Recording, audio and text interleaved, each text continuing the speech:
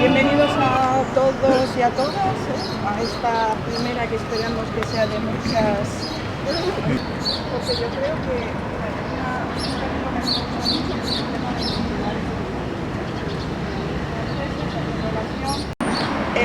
hay un artículo de un historiador que se llama Antonio Ortiz, que apareció en El Público, en el diario El Público, y que es muy interesante y que habla de una cosa que a partir del 39, cuando entran las tropas franquistas, Madrid se convirtió en una cárcel. O sea, yo me quedé alucinada, ¿no? Se dice que había 21 cárceles, 16 de hombres y 5 de mujeres. Vamos a visitar 2 de ellas, ¿no? 2 de ellas de las que no tenemos ninguna referencia que esto haya sido una cárcel. Está claro que cuando entran las tropas franquistas lo que quiere aquí es como hacer una separación muy grande entre vencedores y vencidos, ¿no? Lo inmenso que es, ¿no? Pues vamos a irnos a la historia, y esto era la prisión de Porlier. Vamos a entrar luego por allí. Esta fue prisión del 39 al 44. Lo que reúne aquí es que esto se convirtió en una prisión provincial, entonces era donde la mayoría de los presos estaban aquí. Nosotros vamos a hacer un recorrido que yo a veces me pone los pelos de punta, porque de aquí salían los camiones con la gente que fusilaban en las salas, en los cementerios de la Almudena. Se calcula que hay más de 2.000 y pico personas que se habían de aquí para hacer la ruta que nosotros vamos a hacer un poco. No la podemos hacer igual, los sábados tuvimos prisión. Yo he leído que esto en realidad, o sea, conserva ciertas cosas, pero que hubo un derrumbe, ¿no? Sí. Hubo un derrumbe, entonces vamos a hacer una ruta por unos espacios que tenemos que imaginarnos un poco las cosas. Dicen que eran 7 galerías. Fijaros, en abril del 39 había 3.000 reclusos, en agosto del 39 ya eran 4.200, pero lo bueno es que todo esto estaba pensado para que no entrara. Entonces imaginaros el tema del que ahora, pero que se con las vías, y que muy recomendable el libro de Arturo Barea, sobre todo el primero, donde habla de toda la vida del cole y cómo se manejaba el colegio, etcétera. La forja de un rebelde. Sí. Y entonces, pues imaginaros, de un colegio de repente, pues todos esos pupitres, todas esas, ¿no? Se quita para que empiezan a entrar presos.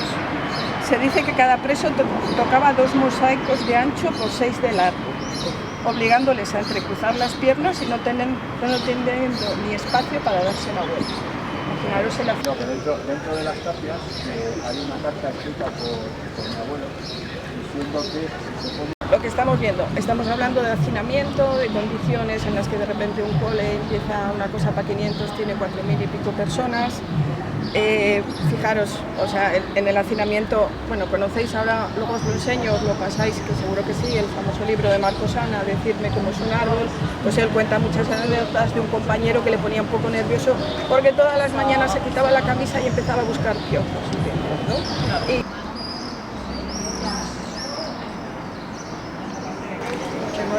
Mesa de la Memoria Histórica de Latina. Bienvenidas a todos y a todas. Disculpad el tema del cartel, que es verdad que no tenía nada muy claro. Mesa de la Memoria Histórica de Latina. Bienvenidas a todos y a todas. Disculpad el tema del cartel, que es verdad que no tenía nada muy claro. ¿Por qué hacemos estas rutas? Esta es la primera de, esperamos, muchas rutas que podamos hacer. ¿Por qué hacemos esta ruta? Porque reivindicamos que estos no lugares se conviertan en lugares de memoria, que es un poco lo que esta ciudad de Madrid ha eliminado de nuestra historia. La cárcel de Porlier es uno de esos no lugares. Yo antes he pasado por aquí y había estudiantes que entraban a hacerse un examen, seguro que no saben lo que había aquí, pero aquí fue una cárcel que duró del 39 al 44 y que destinada pues a 500 personas, empezó a tener 3.000 y pico, 4.000 y pico, y que la gente vivió en un hacinamiento muy importante. Y sobre todo empezamos aquí porque vamos a intentar hacer como el recorrido que desgraciadamente hicieron 2.000 y pico personas, que son, de aquí salían las sacas, los nombres con los camiones para fusilar en las tapias de la Almudena.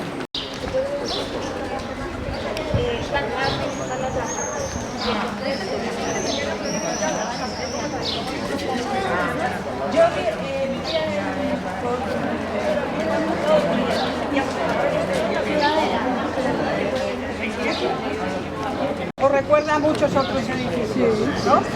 Porque es una construcción en lo que llamamos el neomudéjar madrileño, esta construcción de ladrillo visto, ¿vale? Esto se hace entre 1910 y 1914. Y fijaros, ha tenido como, bueno, el arquitecto se llama David Zavala Álvarez. Primero fue un seminario, luego esta señora Fausta Ló, que era una rica de esas épocas, lo dedica a una residencia de ancianos, más tarde, sí. Luego fue prisión de mujeres y en 1939 fue prisión de hombres, ¿vale? Y luego de nuevo es lo que vemos ahora, que es una residencia de ancianos.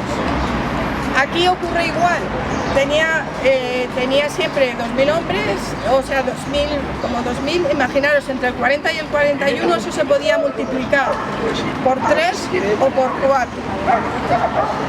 Vale, os voy a contar, esto eran, bueno, pues como también varias aulas y un patio central que dicen que es un aparcamiento que imagino que está detrás. Vemos que esto es un no lugar porque tenemos allí, que ahora lo vamos a ver y seguro que habéis pasado, una placa, una no placa, efectivamente, una no placa que dice que Miguel Hernández pasaba por aquí y dijo, me voy a meter en la cárcel.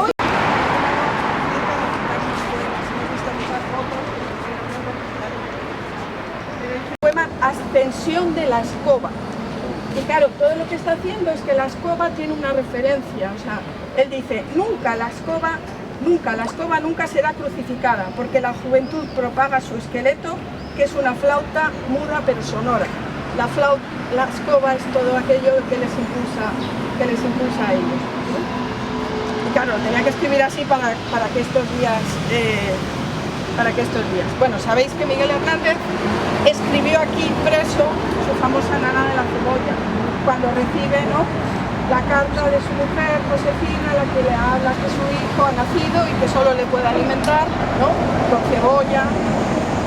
Que es una vergüenza porque esa placa se pone en 1988. No es hora de que se pusiera ahí porque ese está escrito, pues ya veréis cómo pone aquí escrito.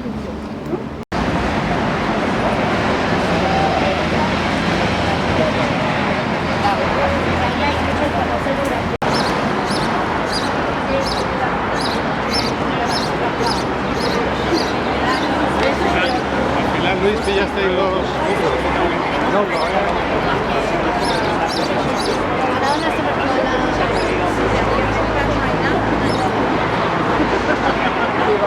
Maravillosa sombra, ¿vale?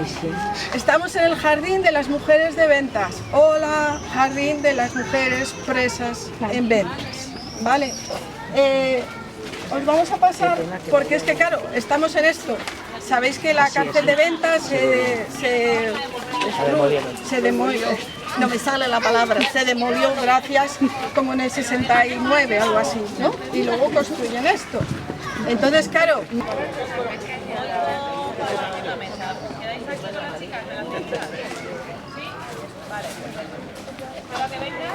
Vale. Sabéis que antes de que esta cárcel se diseña, las mujeres estaban en las cárceles que se llamaban galeras. Era como cosas ahí metidas, ¿no? Tradicionalmente las cárceles de mujeres se llamaban galeras, combinaban el rigor del encierro con la disciplina del trabajo de costura, ¿no? Es como que no se nos olvide como medio corrector y moralizador, ¿no? Que coser nos va a convertir en mejores mujeres. La República es nombrada directora de prisiones y es la que ordena tiene el proyecto del diseño que se acaba de ir.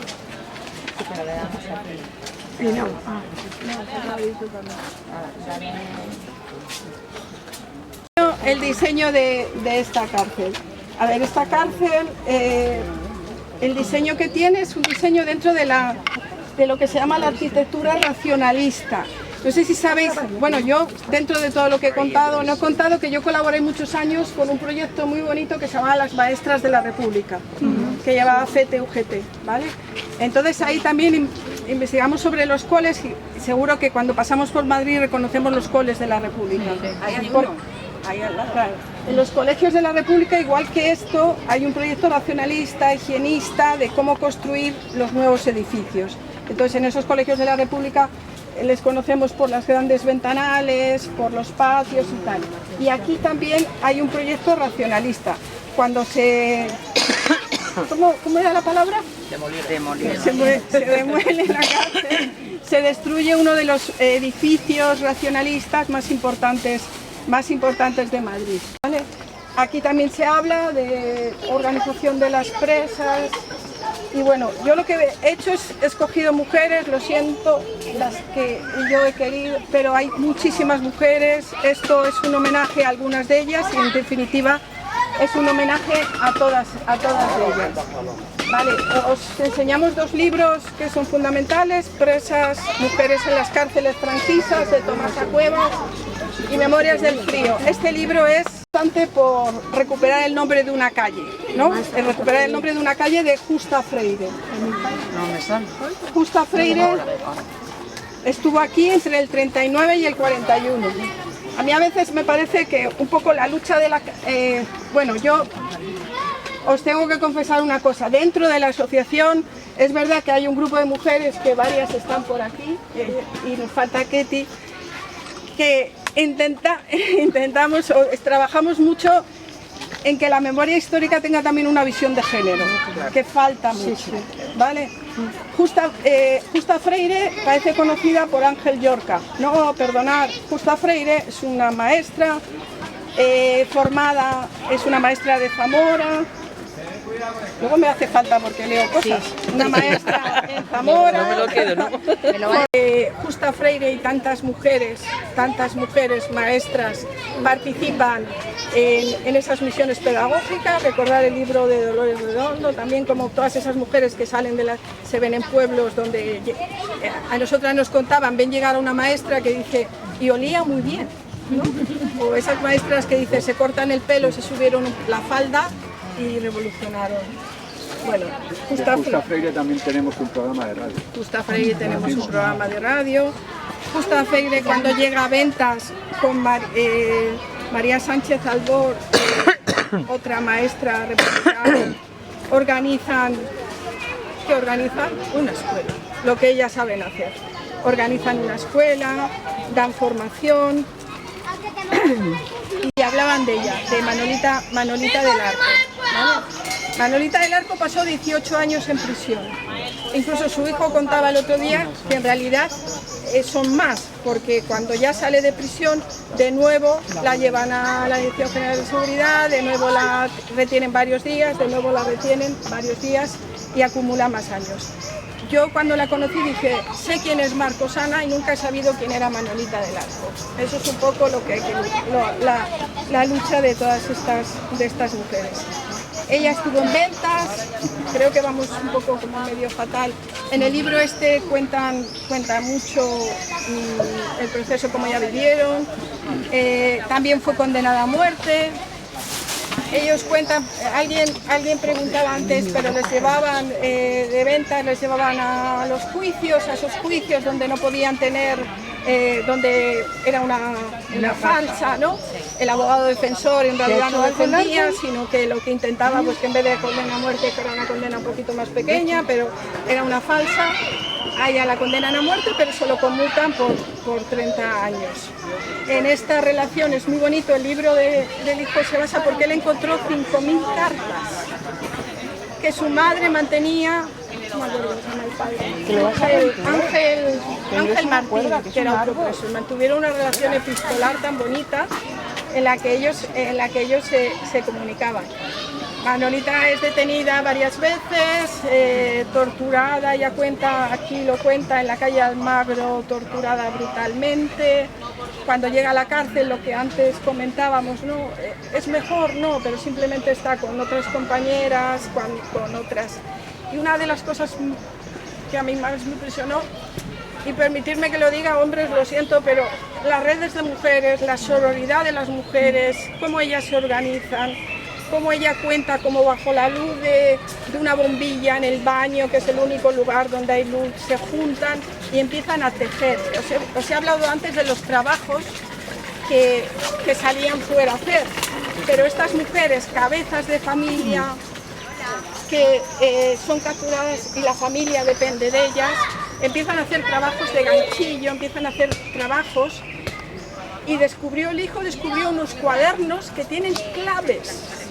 Él contaba que son trabajos de ganchillo a 5 agujas, yo soy fatal en esas cosas, a 5 agujas. No tenían costura. Sí, no tenían Costura. Los calcetines lo hacían con eso. Exacto. Y hay un libro de claves. En esos trabajos ellas transmitían noticias al exterior y recibían noticias. Un libro de claves que todavía están intentando descifrar.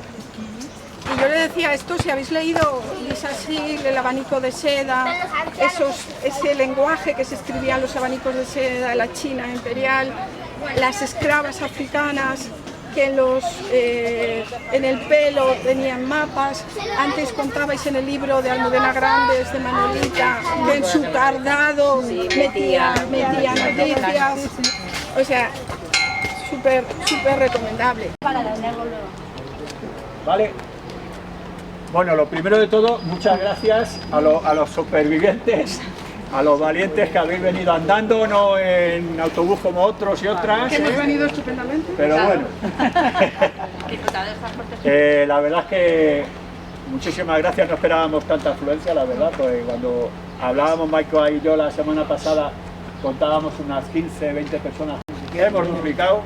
¡Qué bonita! Esta es nuestra bandera. Así. Entonces, bueno, llegamos al final del trayecto, al final de la visita de hoy, el triste final, que eran las tapias del cementerio del Este. Contaba antes, cuando veníamos para acá, que hay dos opciones, dos vías, dos ideas de historiadores diferentes. Unos dicen que los asesinaban en la media luna, que lo veis ahí en las fotos. La media luna es la rotondita esta que hay aquí justo al entrar. Veis que justo enfrente hay un talud, pues ahí es donde dicen que los fusilaban y luego los traían aquí a esta caseta de aquí atrás, y ahí es donde venían los familiares a reconocer a las víctimas. Eso sí lo sé, que venían los familiares porque ahí vinieron mi padre y luego mis tías a reconocer a mi abuelo y a mi tío abuelo. Hay otros historiadores que dicen que los fusilaban aquí en la tapia. La tapia es este trozo más todo esto. Esto lo han quitado, lo han remodelado y lo han puesto nichos. Yo esto lo he conocido todo tapia, y justo en esta zona no hay ningún impacto de bala. La suerte de cuando empezaron a demolerlo, yo vine y cogí un ladrillo de la tapia y lo tengo en casa, de la tapia donde fusilaron a mi abuelo. Entonces, ¿Pero tenía alguna marca? no. Una cosita, Luis. Si aquí acababa el cementerio antes, Sí. no lo fusilarían del otro lado. Claro, lo fusilaban o en el talud. Sí, pero quiero decir, no No, de este en lado la que estamos parte de viendo atrás. ahora de la tapia, sino En la parte de atrás, sí, sí, Es que dentro del cementerio no se puede. Sí, no, en la parte de atrás. No, aquí dentro nada. O sea, tendrían que estar los impactos de bala atrás. Por fuera, pero es que tampoco fusilaron. El número de fallecidos fueron 2.936 personas, pero de esas 2.936 personas que salieron de Porlier y de Ventas, 38 fueron agarrotados en las cárceles, y de esos 2.936, 80 eran mujeres, ¿no? Se fusiló, el primer fusilamiento que hubo aquí fue el 16 de abril del año 39, y el último fusilamiento fue el 4 de febrero del 44. Eso no significa que se acabaran los fusilamientos ese día. Siguieron en Carabanchel. O sea, porque los presos de la cárcel de Porlier, junto con los de Santa Rita, fueron los que construyeron la cárcel de Carabanchel. Y luego los fusilaban allí mismo, en el cementerio de Carabanchel, que está detrás, al lado de la iglesia de Santa María la Mayor, ¿no? Que es la más antigua. La antigua. Santa María la Antigua, digo yo la Mayor. ¿Ese cementerio Santa María la San Isidro? Antigua. No. No, ese es la Carabanchel. Ese cementerio era El memorial que veis ahí detrás, el memorial que íbamos a hacer, iba a figurar los nombres de los fusilados y fusiladas, la fecha del fusilamiento y la edad que tenía cada persona el día que lo ejecutaron. En el caso de mi abuelo, pues vendría Luis Fernández Aguado, 9 de agosto de 1940, 39 años.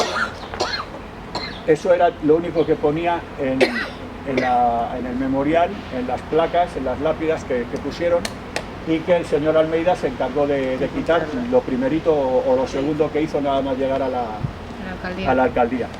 De hecho, la sucesión de fechas es el día 15 de junio del año 19, toma la posesión como alcalde, el 15 del 6, y el 17 del 7, o sea, un mes después, ordena paralizar las obras. Las obras estaban a un 80-85% terminadas. Hablamos de julio del 19. En noviembre, el día 18 de noviembre, ordena quitar las placas. Algunas de ellas se rompen. No han desaparecido porque Ramón Silva, que es un antiguo concejal del Ayuntamiento de Madrid del tema de memoria del PSOE y amigo personal, nos ha dicho que están en los... ¿cómo se llaman? O sea, habían hecho todo eso, todo lo posible para llegar a eso. Entonces sí habían hecho. ¿Qué es lo que pasaba? Que la derecha, como lo estamos viendo ahora, 90 años después, siguen igual, lo que odian es la cultura. Cualquier tipo de cultura automáticamente van a derogarla, a quitarla y a ser posible que las mujeres volváis a casita con la pata quebrada y de ahí no os mováis, porque molestáis. Entonces, bueno, lo raro es que ese discurso haya calado entre sobre todo la juventud, pues mucha parte de la juventud, y ese discurso es el que tenemos nosotros que hacer que se revierta, ¿no? El día que más fusilados hubo en la Tapia, el día que la saca era más grande, eso lo dice siempre Mirta en sus presentaciones, fue el día de su cumpleaños.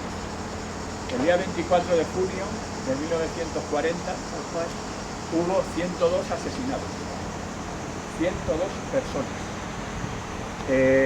Yo soy portavoz de la plataforma en defensa del memorial del cementerio.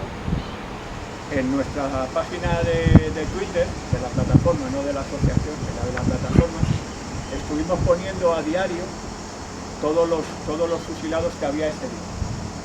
Entonces, cuando llegó el 24 de junio, normalmente los tweets eran 4 o 5 tweets, el día 24 de junio eran como 12 tweets, porque eran todos los nombres. Entonces, ahí podéis ver que la media diaria eran unas 20 y tantas, 30 personas. El día de mi abuelo fueron 26 personas las que venían en la camioneta, en el camión. Entonces, esa salvajada sigue existiendo, esos ideales siguen existiendo. Ayer y antes de ayer hemos visto en la calle Ferraz que siguen gritando Viva Franco. Van con dos apuntes que cogimos en los actos que estamos haciendo también la asociación de los 50 años de la muerte del genocida.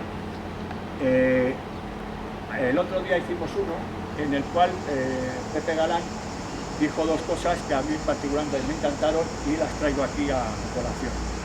Porque el golpe de Estado, levantaros porque viene el de la esta y no os vaya a decir, políticamente fue anticonstitucional, socialmente fue conservador, espiritualmente fue clerical, ideológicamente fue totalitario, económicamente fue capitalista, militarmente fue absolutista y moralmente inhumano.